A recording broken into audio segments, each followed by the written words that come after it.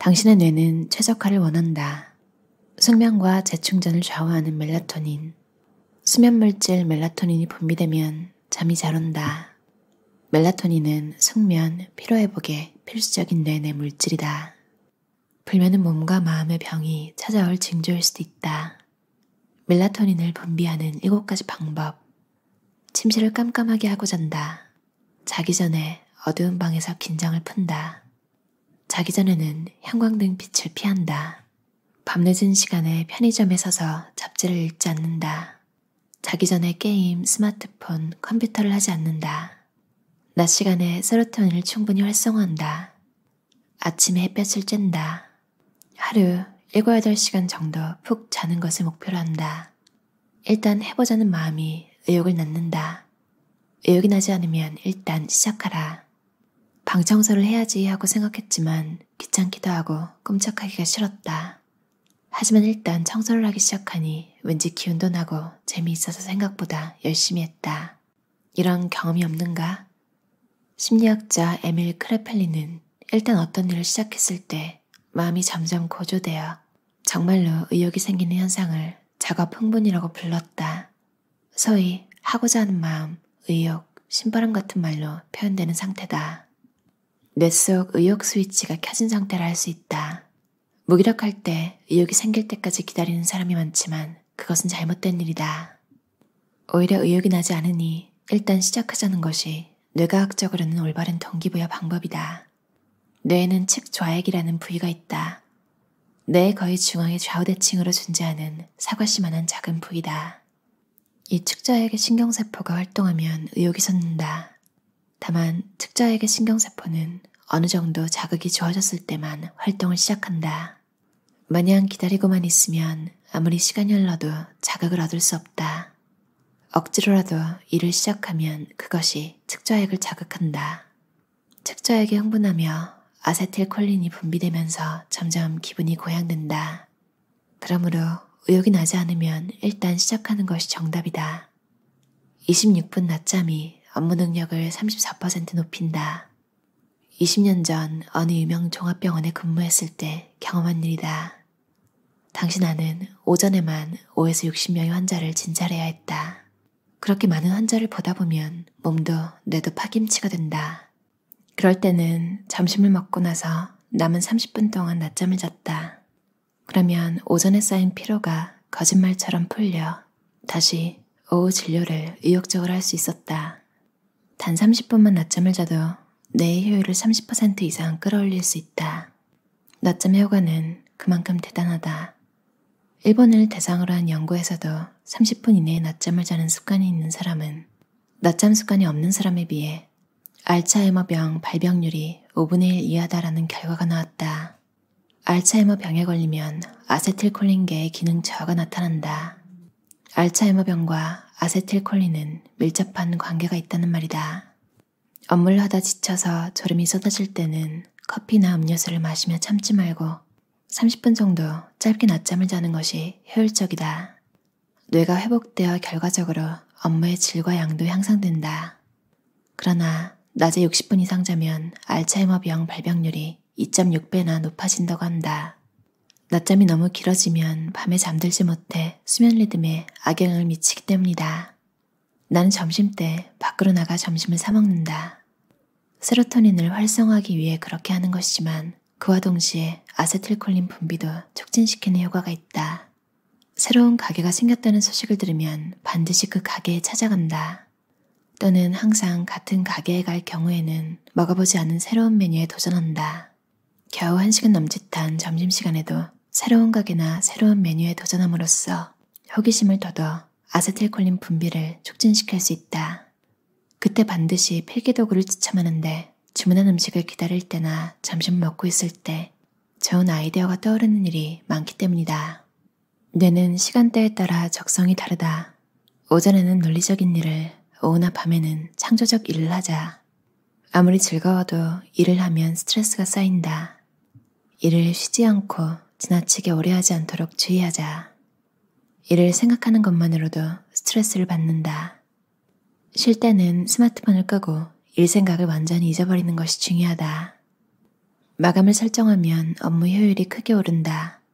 깜빡하는 실수가 많아졌다면 내가 지쳐있다는 증거다. 휴식이 필요하다는 적신호이기도 하다.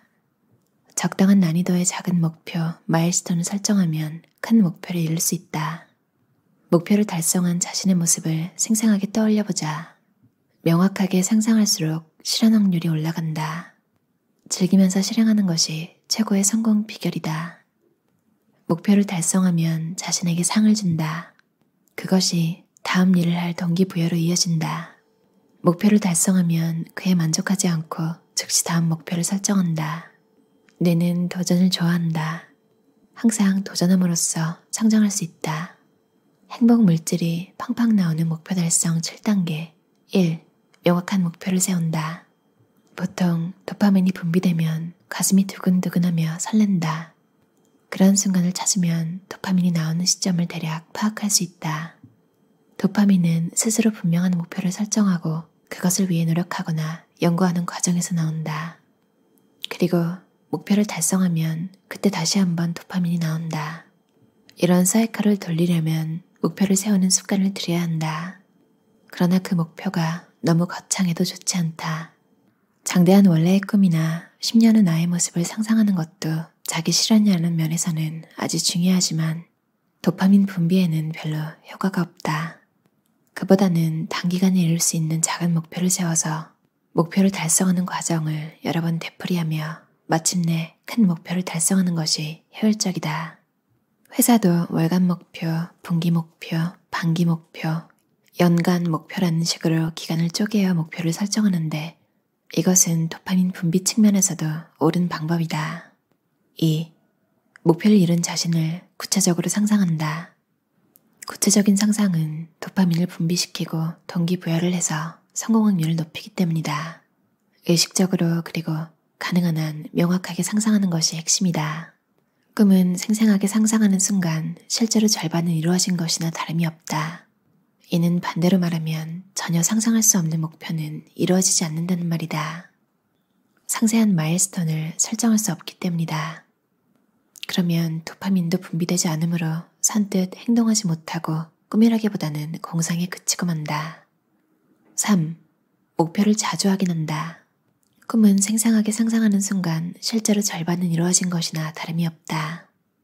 목표를 설정하는 것은 마음속으로 막연히 생각하는 것이 아니다. 언제든 볼 수 있는 상태로 준비해 놓아야 한다. 4. 즐겁게 실행한다. 타이거 우즈는 한 인터뷰에서 골프에서 우승한 이유를 한마디로 말하면 뭐죠? 라는 질문에 이렇게 대답했다. 즐기는 거죠. 타이거 우즈는 사생활에서도 지나치게 즐기다 스캔들에 휘말리긴 했지만 이런 자세는 본받을 만하다. 올림픽에서 메달을 획득한 세계적인 운동선수들도 이구동성으로 말한다. 즐겁게 경기를 했어요. 긴장감을 즐겼죠. 경기장에 서는 것만으로도 즐거웠어요. 실제로 좋은 결과를 낸 사람일수록 이렇게 말했다. 의학적으로도 즐기며 실행할 때 도파민이 팍팍 나온다. 그러면 동기부여가 된다는 것은 앞에서도 이야기했다. 인간의 뇌는 쾌감 자극을 받으면 그 자극을 또 원하게 된다. 반면 불쾌한 자극을 받으면 그것을 피하려 한다.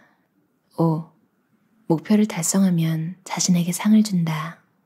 당신도 목표를 달성하면 엄청나게 기뻐해야 한다.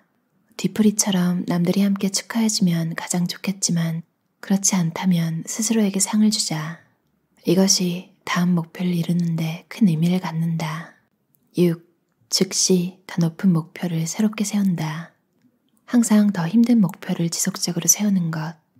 이것이 도파민 강화 학습 사이클을 작동시키는 비결이자 인생의 성공 법칙이다. 이번 목표를 이루었다면 즉시 다음 목표를 세워라. 현재에 만족하면 도파민은 더 이상 나오지 않는다. 뇌는 욕심쟁이다. 도파민이라는 물질은 항상 더 많이를 추구한다. 더 높은 목표를 계속 세우는 한 도파민이 지속적으로 분비되어 당신은 계속 발전할 것이다. 7. 1에서 6단계를 반복한다. 가바사와 시온 저자의 당신의 뇌는 최적화를 원한다 라는 책이었어요. 피로회복에 필수적인 내뇌 물질이 멜라토닌이라고 하잖아요. 숙면에 도움이 되는. 피곤하다고 느낄 때 많은 경우 그 전날 밤 잠을 좀 제대로 못 잤거나 늦게 잠들었을 때 그 다음날 좀 하루 종일 기운이 빠지고 그런 경험 다들 해보셨나요? 그만큼 잠이라는 게 사실 굉장히 인생에서 많은 부분에 영향을 미치는 것 같고 뭐가 좀 안 풀린다 싶을 때 항상 기운이 없고 피곤하다 싶을 때 잠만 제대로 자도 많은 부분이 해결이 되더라고요. 거기다가 이 책에서 얘기한 것처럼 약간의 낮잠, 26분의 낮잠이 업무 능력을 34% 높인다. 이것도 경험을 해보셨을 거예요. 특히 막 너무너무 피곤한 날, 이제 점심시간에 약간 눈을 붙였는데 다시 이렇게 뭔가 재충전이 확 된 것처럼 개운한 경험, 짧은 낮잠으로 회복되는 거죠. 뭐 이런 건 통계나 연구 결과를 보지 않아도 다들 경험을 해보셨을 거예요. 공부법 관련 책에도 이런 이야기는 많은데 대신 거기서도 낮잠을 자되 많이 자면 안 된다. 공부법 책에서는 주로 30분 이상 자면 이제 흐름이 너무 끊겨서 15분에서 30분 미만 추천하는데 이 책에서도 26분, 30분 정도 짧게 자는 걸 효과적이라고 해요. 60분 이상 넘어가면 알츠하이머병 발병률이 2.6% 높아진다. 이런 확률이 아니더라도 낮에 1시간을 이렇게 잠으로 날린 기분이 썩 좋지만 않으니까 30분 딱 좋은 것 같아요. 이제 수면으로 컨디션 관리를 하셨다면 정확한 목표를 세워서 비전보드 같은 거 눈에 보이는 거를 이렇게 근처에 막 붙여두시고 자주 보는 거죠. 그리고 즐겁게 실행하고 이룰 때마다 스스로에게 상을 주고 그걸 또 이뤘다고 방황하지 않고 곧바로 그것보다 한 단계 높은 목표를 바로 세우는 것. 인간이 만족을 못하는 동물이라고 하잖아요.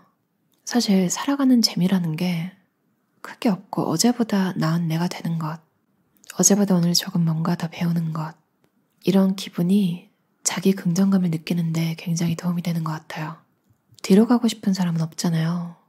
아는 게 적어진다고 나이도 적어지는 것도 아니고 목표를 막 무리해서 잡고 과욕을 부리라는 의미가 아니라 물론 자기개발적인 측면에서도 발전하는 게 중요하긴 하지만 인간이라는 게 참 뭔가를 가지고 나면 이루고 나면 금세 되게 당연한 듯이 생각하게 되고 그걸 다 가지고도 가지고 싶었던 거니까 가지고도 나중 되면 이제 내가 가진 건 아무것도 없어 막 이러는 사람들 있잖아요.